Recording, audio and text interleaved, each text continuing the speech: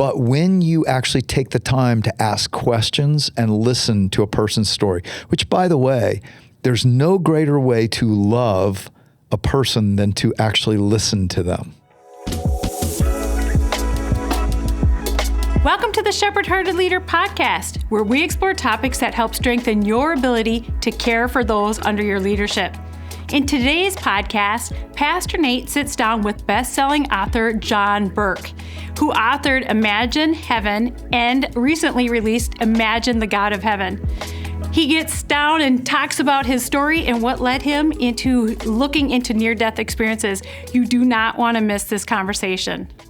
Well, I'm excited to have you, John, on the Shepherd-Hearted Leader podcast. We look at topics that help leaders grow, care for those underneath their leadership. And I can't think of anybody that's done it as long and as well as you have in so many ways. Thanks. And just get us started on your story. Kind of give me your journey, because I think not just pastoring, I know you've pastored and you've authored books we'll talk about. But before that, what did you do? Well, all the way back before ministry? Yeah. I was actually an engineer. Wow. I worked I was in California and working, doing engineering, and it was about the time I was coming to faith.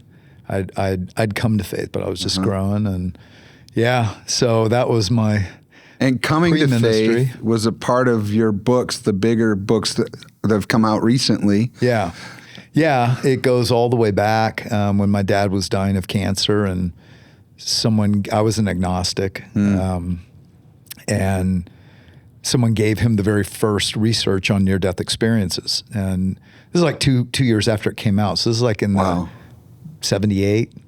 And I picked it up and read it in one night and said, oh my gosh, like maybe this God, Jesus, afterlife stuff is real.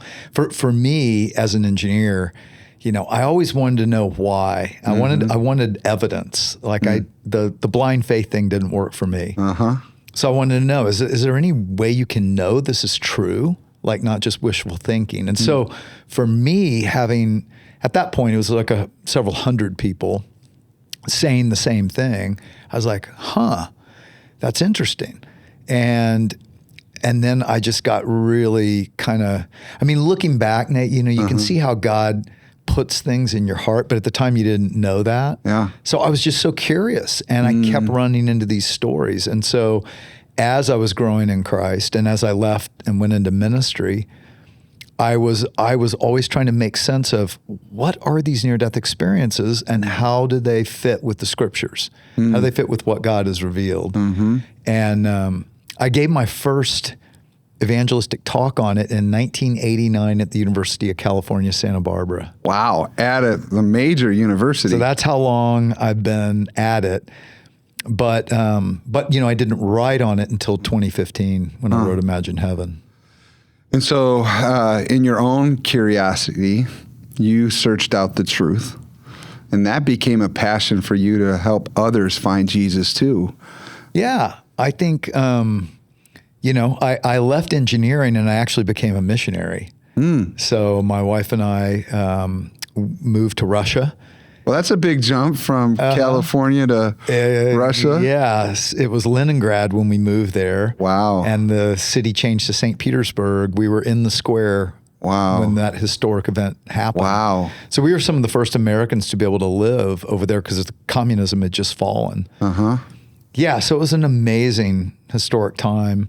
And then we came back, and I ended up going to seminary in Chicago, and then we planted Gateway Church in Austin about 26 years ago. Wow. And really a church to reach people that were like me, who were skeptical, who just needed space to come as they are.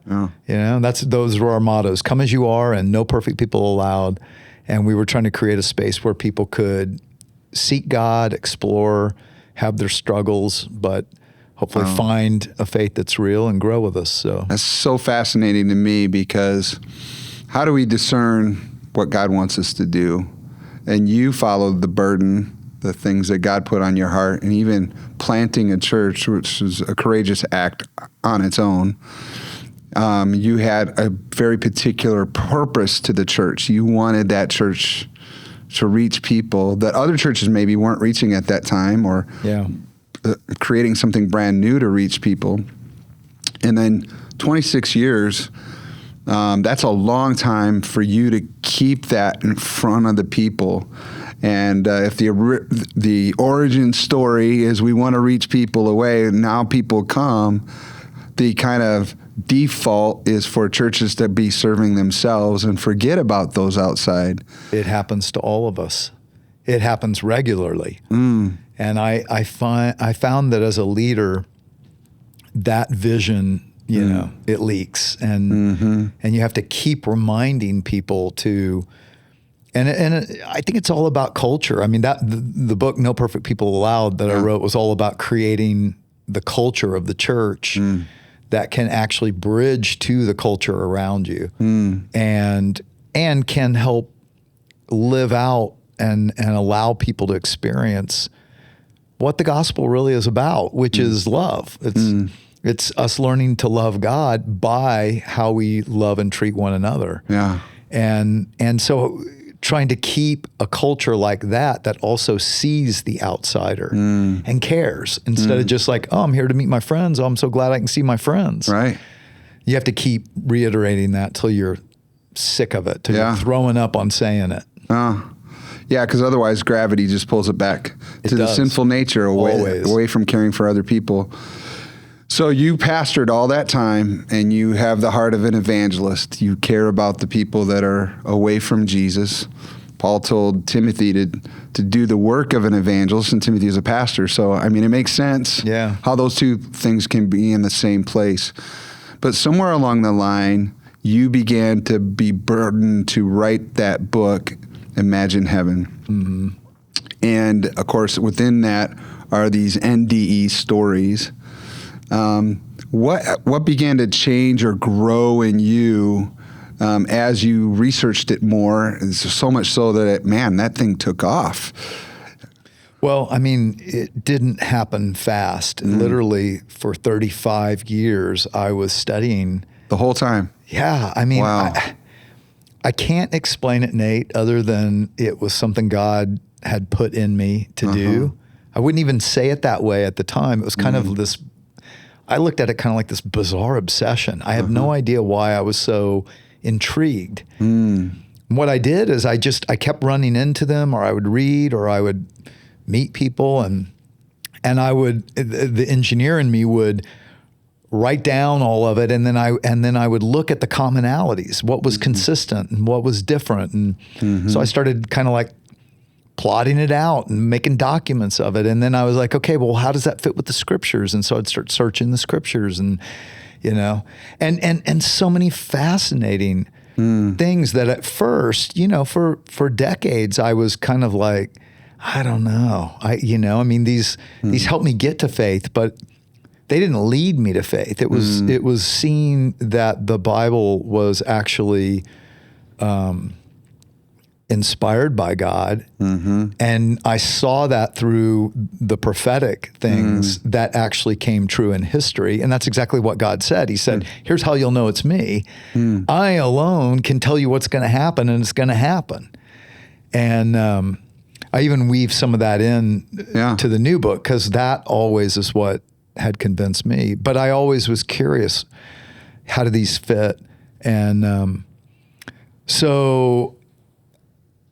but I also knew it's kind of weird, and it wasn't accepted by Christians. And the reason for that, because I had watched it happen, the reason these near-death experiences weren't accepted is that initially, when they first started really coming to the forefront in the 80s, what would happen is people would have this experience, and it's sacred. It's like, how do you explain something more real than this? That's what they commonly tell me. More real than this, more beautiful than, more alive than this. How do you explain that? And so it was a very sacred experience, and then they would go and try to tell someone, and they'd get looks like, well, you're crazy, or that was just a hallucination, and then they just shut down about it. And so many of them would go to their church, and the pastor or other well-meaning Christian would not, it would sound very spooky and weird and new agey or whatever. And they would just say, I don't know what that is, but stay away from it. Or that's satanic. And so they would just label it. And so what happened is a lot of these people who had these experiences left the church and started to gather in an association of those who'd had this, and then start to interpret it in a different way. And so that's part of what I'm trying to do, is show that it's really in line with what God's been revealing all along. It's a really interesting point where you talk about when people have an experience, and it's not just near-death experiences. It could be any kind of spiritual experience, epiphanies, whatever you want to call it. And those same people go to church and they verbalize it to religious people, and they're shot down. And what should happen there? I mean, what's the idea? Well, I think we have to listen long enough to try to understand, like, really what's being said. And so the point of that is, it took me 30 plus years of study to want to write about it, because I had to find some interpretive keys. And they didn't come until more and more Christians started coming forward and talking about them. And they were scared to talk about them. So initially in the 80s, no one was talking about hellish near-death experiences. So therefore, a lot of the researchers, their interpretation is, well, it's all good. See, the Bible's wrong. God, like all roads lead to God forgives everybody, no matter what. It's all good. You can be an atheist. You can be whatever. And a lot of them too started to write God out of the equation. And I'm talking about those who were studying and interpreting, not necessarily the people having them and what they reported. Right. And that's a really important distinction, is that people have this experience, but then they also interpret that experience in their own worldview. So what I've tried to do is look at the commonalities of what they've reported, not necessarily how they've interpreted it. And then how does that align with the Bible? Wow. And so for you, listening long is something I heard from you that I agree with, I think, in general, not just about this particular issue, but we're so quick to speak sometimes, and we're not listening to what are they really saying? What are they working through? What are they curious about? Well, and I'll tell you something having to do just with ministry that I discovered in that is that, people are coming from so much hurt and wounds and brokenness and abuse, and so many times what they present, the church people sometimes just judge. They're this or they're that, or they're immoral or whatever, and push them away in the same way. But when you actually take the time to ask questions and listen to a person's story, which, by the way, there's no greater way to love a person than to actually listen to them. Oh, that's so good. No greater way. And it doesn't happen very often. And it's why James said we should be quick to listen and slow to speak. Right? But when you listen to their story, and this has been my ministry, you start to hear things that just break your heart. And you start to realize that, I'm thinking of people who, they were drug addicts and, living with their boyfriend and this and that, and they start coming to church, and, you just get the peripheral, and people would just be like, you don't fit here. But you start to listen to the story and you find out, she was molested by her father, and her mother was a drug addict. And she lived on the streets from about age 17 on, and got addicted to cocaine and meth, and then got abused by boyfriend after boyfriend, and lost a baby. This is a real story. And then moved into lesbianism because men were dangerous. And, and so here she is at our church because she's trying to move toward God and change her life. And once you listen long enough, you realize, wow. And she had accepted Christ. He was starting to reconnect the pieces and heal a lot of the roots. And when you understand the story and the trajectory of her life, you realize she's actually moving much faster toward Jesus than a lot of Christians who've sat in church their whole lives, but they're not growing much at all. And so I think that's the power of listening to a person's story. If you're truly going to be the heart of a shepherd and the heart of the shepherd, he knows all that. We don't. We have to listen. And we don't hold all of the parts of fixing a problem. When we try to address a person as a problem, that becomes it doesn't work. It doesn't work. But we're planting, we're watering. God gives the increase in his timing and how he does it. I love the listening piece because when we listen, we shut our part of the story down and we enter another person's world. And then they have the option of dropping their guard. They have the option of saying, do you have any advice? Well, and even I find, as a former engineer, boy, we love to fix problems. We love to solve problems. And it doesn't work that way for people. But what we can do is in listening, we can ask the Lord, where are you working? And if you listen long enough, you'll find that that's where God is working. And it may be in a point of pain. And then you can speak in to what God might be wanting to do. And it's amazing how then when they look to him in that, it's a path forward.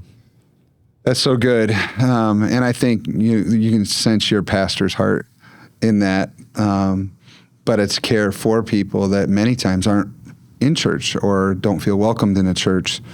And so it's important for us to slow down, not just within the confines of a church service or a Sunday, but maybe at work or anywhere. Hey, you know what? I personally believe that the point of church is not what we do on Sunday. It's what we do Monday, Tuesday, Wednesday, Thursday. I mean, Jesus made it really clear what his mission was. I came to seek and save that which was lost. So if we're not on that mission with him, then are we really following him? Yeah, and even on the sense of how can we care in the way Jesus wants us to care for the world that's around us? Right. And sometimes I think for Christians, even what I just said, they get this idea like, oh, I got to save someone. No, you just have to care and love them and follow God's Spirit in being real and true about the hope you have. And God will do the rest. Now let's fast forward into more of the recent few years. Your book, Imagine Heaven, just took off. I mean, that probably more than you even thought it would, I would guess. How many copies have sold already of that? Over 1 million. Yeah, that's amazing. And then that gave you a platform in another world of people, not just in the church world, but because you've done actual research, you've done the work. What other places have you been invited into to share what your research is showing you? Oh gosh, it's crazy. I mean, all kind of news shows, but like I was just on a Canadian atheists big show that goes all across Canada, and first thing he said to me is, I don't believe any of this bleep. I'm an atheist, but I'm fascinated by these near-death experiences. What have you learned? And then I get to explain not only what they are and what I've learned, but to even ask the question, how do you explain that 48% of these people, and we're talking millions of people across the globe who've had these experiences, 48% encounter the same God. Wow. The same God of light and love who is personable and knows them intimately and gives them a life review and sends them back because he has a purpose for them on this earth. And I can show them that This is the same God who revealed himself to Moses on Mount Sinai as a light in a burning bush that didn't burn. Same one that appeared to the people of Israel. Yeah. You know, Jesus is transformed, transfigured, and his face shines brighter than the sun. Yeah. Right? Yeah. It's all in there. It's all in there. Yeah. I mean, he said, I am the light of the world, you know? And so, and I've been on these very new agey podcasts across Australia and New Zealand, a guy's podcast in Pakistan and India.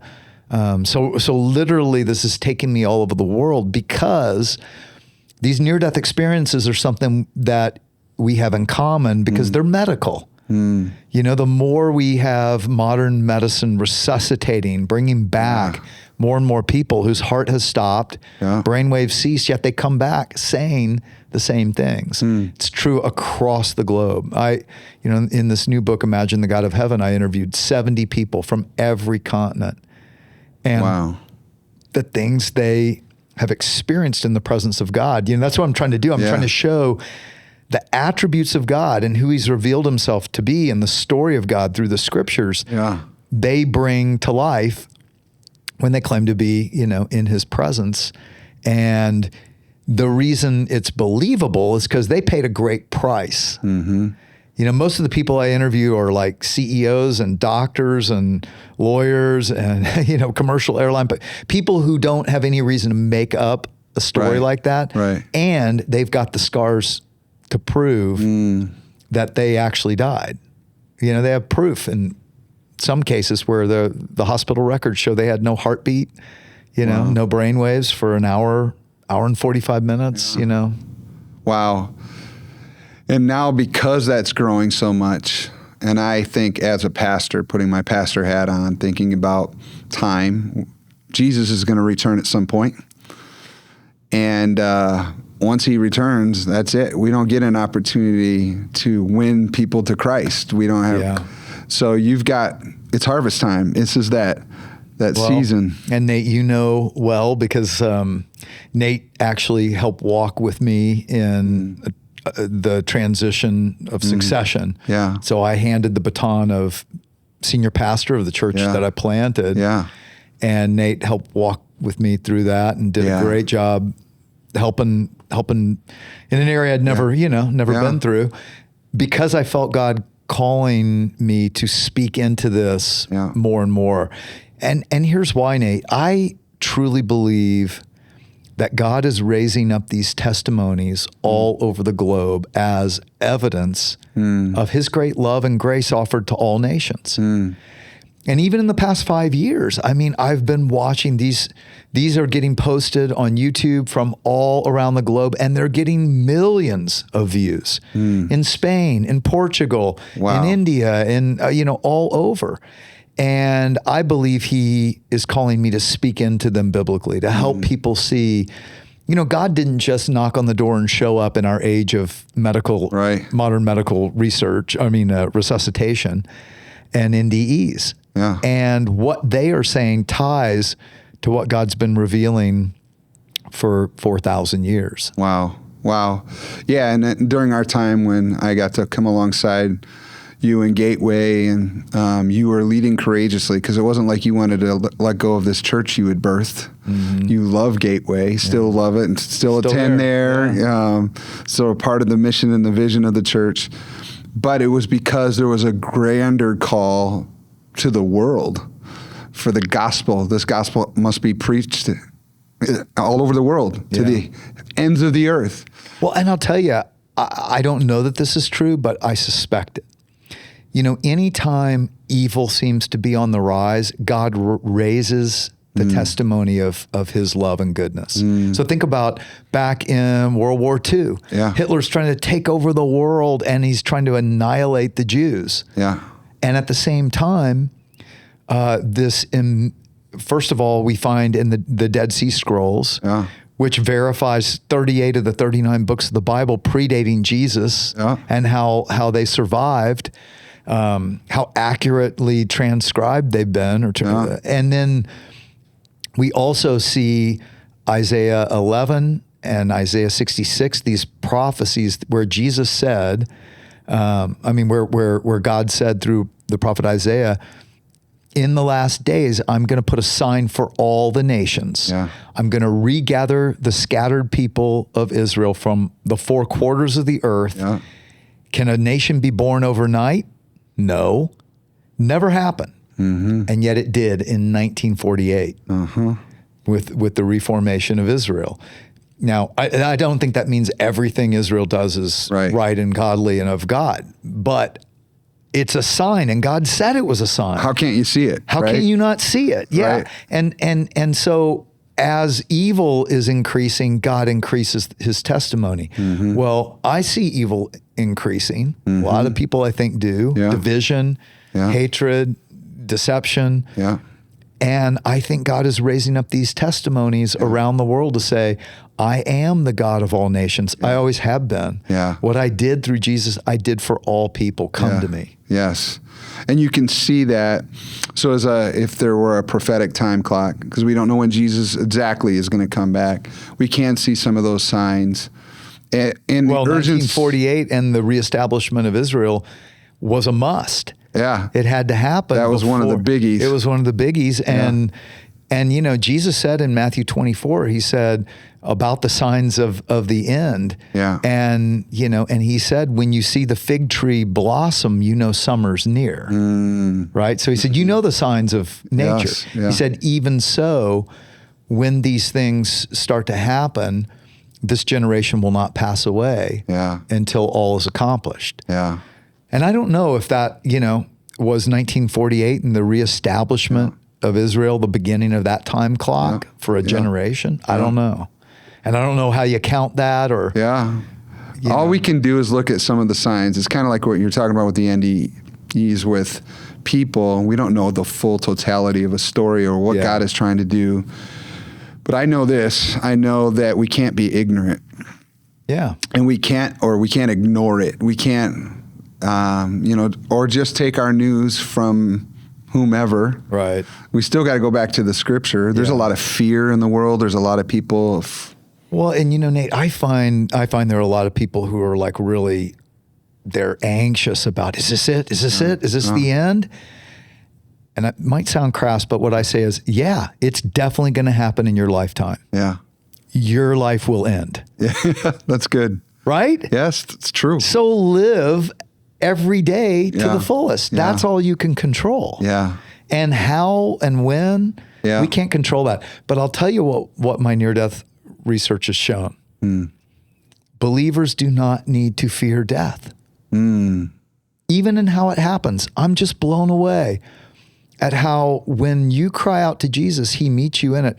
I think about Dr. Mary Neal, who her biggest fear was drowning. And then her kayak gets pinned when she goes over a waterfall, and she's dead 30 minutes. And she said, I was pinned underwater, and I tried to get loose and I realized, I can't even move because the waterfall was pounding on her. And she realized, she said, I just cried out, God, I give you my life, your will be done. And she said, I was immediately and physically held by Christ, and I knew he was the one holding me. And she said, I didn't deserve that at all, but he was there. And she said, I was sitting there because I was still thinking, and she thought, I should have air hunger. I should be I should be panicking. And she said, I felt better than I'd ever felt. And so I think that's an important thing just to remember. We have nothing to fear in Christ. I mean, yes, life can bring trouble. Jesus promised that. He said, in this world, you will have trouble. Yeah. But take heart, I've overcome the world. Yeah. And I think that's the underlying safety net to explore. If you have that peace that passes understanding, if you hide in Jesus, you don't need to be afraid of death. Anything. I mean, isn't that Revelation 12:11? Yeah, they overcame. They overcame. Testimony. Yeah, the blood of the Lamb were their testimony, and they did not love their lives so much as to shrink from death. Yeah. I think the NIV says, and just that whole idea of that courage Yeah. It's not just a lack of fear. It's courage to face whatever we're walking through. And that's what believers need more and more. Yeah. Is just to realize that whatever happens, we have nothing to fear. And so we can be boldly loving, like help people know how good God is and how much he cares about them, and don't shrink back. Yeah.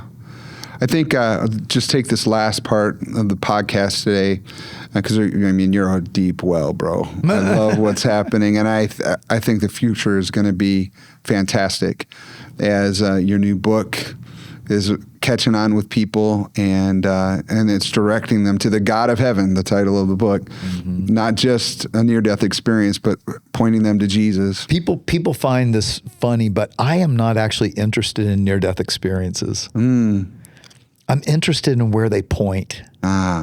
Because they point to the reality of a God who is the love you've always wanted, and a place he's created for us that you just can't imagine how wonderful it's going to be. And that, I just see them as evidence. Yeah.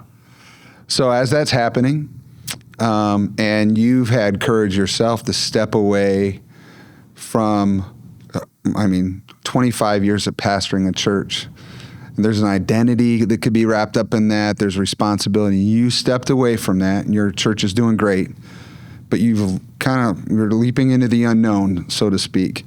You're not retired, because this is a full-time thing that you're doing. You're writing, you're on podcasts all over the world, you're sharing the story, but it's really about the message getting to people too, and for people to know about Jesus. What would you say to leaders who are facing their own future? Maybe they have a different passion in their heart, a different group of people in their heart, but what would you say that would help them to be as courageous as you have been? Wow. Well, I'm not courageous. I think you are. But I have walked by faith. And it's, I look back, and each step of the way, leaving engineering, it was a step of faith. I couldn't see the future, and it looked like, oh my gosh, everything I thought I was going to be, I'm throwing away. And then seeing God's blessing through that, and then you take another step of faith, move to Russia. Yeah. And now just looking at all my friends and what God's done through them, the leader of that ministry today, we led to faith. Wow. And they're good friends, and step after step after step, I was doing really well in Chicago and had all this responsibility, and then he says, go. And we went and we planted Gateway, but it was starting over again. I was like, why, Lord? Why do I have to start over at 34? Right. And then I look at the amazing blessings. So 26 years later, it wasn't that hard, because when I knew this was a step of faith he wanted me to take, it wasn't that I know the future, it's that I know him. That's good. And that's what I would say. Don't look at the future. Don't try to figure out the future. Just know him. And what he's put in your heart, you can trust him if you step out in faith and do it. Oh, that's so good. And that is a shepherd-hearted leader. That's someone who says, it's not about the uniform I wear, the titles that I have, or what I need to hold on to. It's all about, what do you want, Lord? All that goes away. Well, it all passes away. Thank you so much for giving your time. And I know you spoke at Emmanuel and invested your heart into our church as well. And it was fantastic. And any of our listeners that want to, they can go on our Emmanuel website, and you can see any of our messages when John spoke. And then you also have resources available. Where can we find those? imaginethegodofheaven.com. So just the book title, imaginethegodofheaven.com.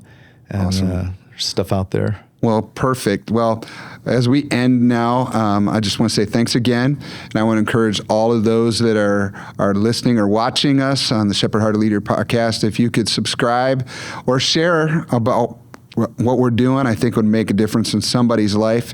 Have an awesome day. Wow, I love how John encouraged us to not just worry about the future, but trust the God of the future. What a powerful episode and great conversation. Now, he's got some great resources. If you want to check out his website, imaginethegodofheaven.com. He's got some great resources there. You can find his book, Imagine Heaven and Imagine the God of Heaven, on Amazon or any of your local booksellers. And we would love to hear from you. If you enjoyed today's episode, please like and share with your friends. And until next time, keep leading well.